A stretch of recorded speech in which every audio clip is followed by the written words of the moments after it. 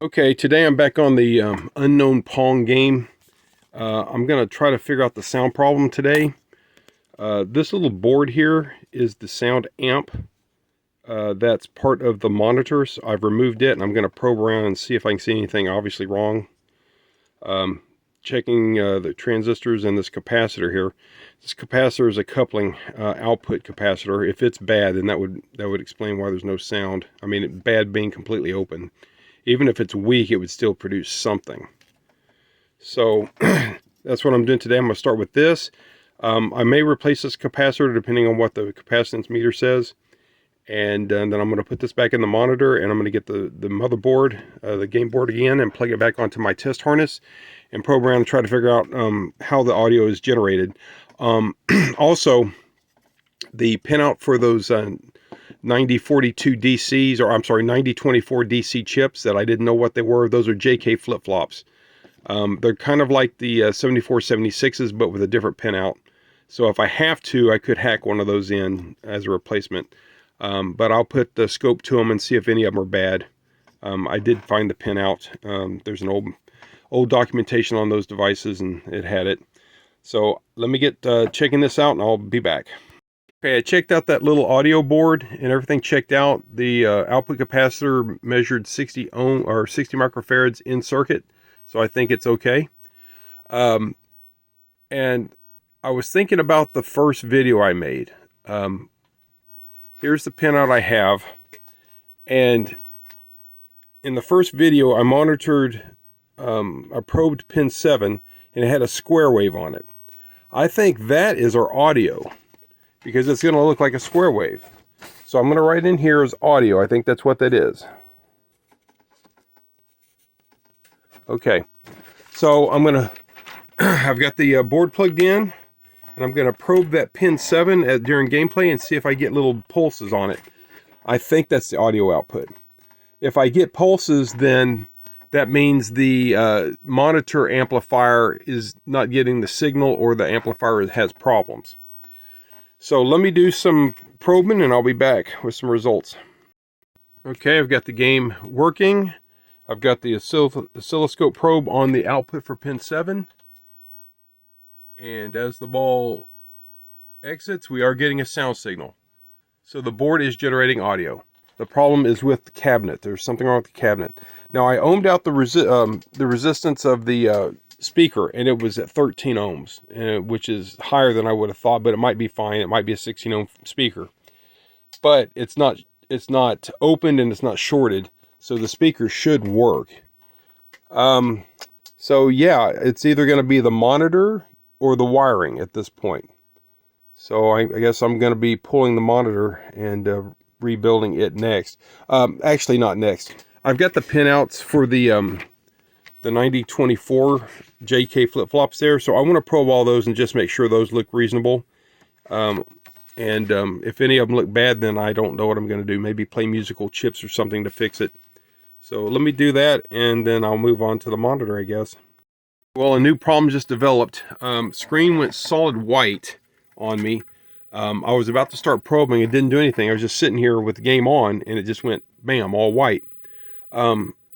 It's something to do with the clock, because when I put my probe on the crystal, it starts trying to play. If I take my probe off, it goes away. So what is going on there? And it's only on one side. If it's only on this side of the crystal. If I touch it, it does it. See? If I touch this one, it stays dead. So what's going on here? New problem. I'm going to suspect capacitors, because by adding this probe to the crystal like that, I'm adding capacitance. Also, maybe just reflowing solder joints might fix it. Let me see what I can do. I'll be back. All right, so this trace here is the side of the crystal that I touched the scope to, and it lets the game start playing again. If you follow that trace, it goes to that point there, and on the other side, it goes to this chip here. This chip is a 7404, so it could be the problem. It might be flaky. And also over here, there's some interesting solder on this one. I'm going to clean this up. This is also a 7404. So I'm going to clean this up, reflow the solder joints first and test it. If that fixes it, I'm done. If it doesn't, then I'll try replacing it. So all I did was reflow and clean up the solder on the two inverters, and the board is working again, and it's been working for maybe 10 minutes, so it seems to be okay now. During that time, I probed around these different 9024s and checked all the outputs, and all of them are strong looking and correct with respect to each other. They're inverts of each other. So I'm going to assume that the chips are okay. Everything is looking good from the bench perspective. Audio should be working, except for one thing. When you're playing a game and the game ends, it doesn't keep the final score. It clears it to 0. I think that's a problem. I'm going to try to find a YouTube video on the Mirco, M-I-R-C-O brand Pong game that's similar to this one. They call it Challenge.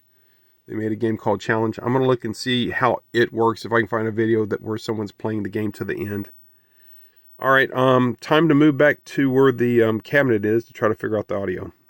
Okay, so found some schematics for the monitor.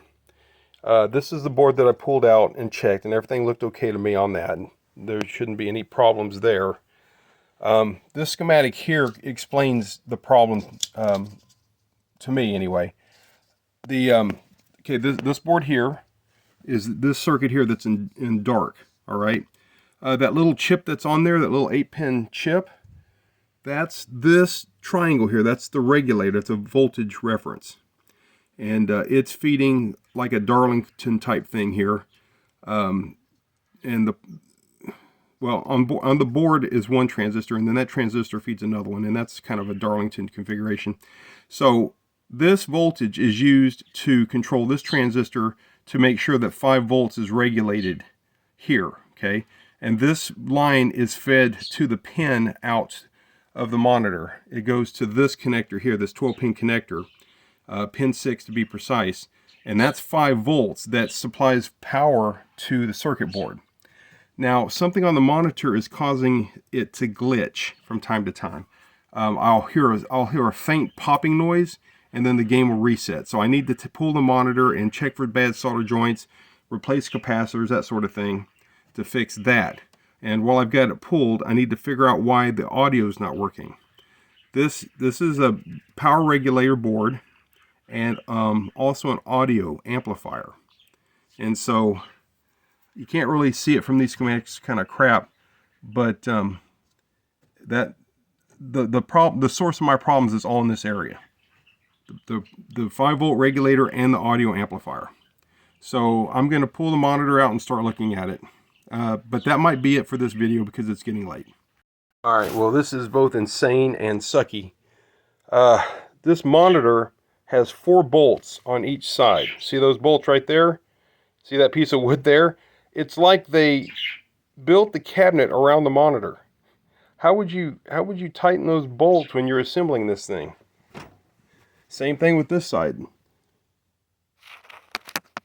See those bolts right there? There's four bolts total, 2 on each side. I don't know how a person can do this. I guess I'd have to lay the machine on its back, or I could remove the picture tube and to lighten it that way. Remove the picture tube, and then the chassis would be a lot lighter. Man, what a mess. Wow. Got a strap there, I'd have to remove that. Strap there, I'd have to remove that. Then 4 bolts, and then then I got to unplug the harness to the whole monitor, and then the whole monitor could lift out.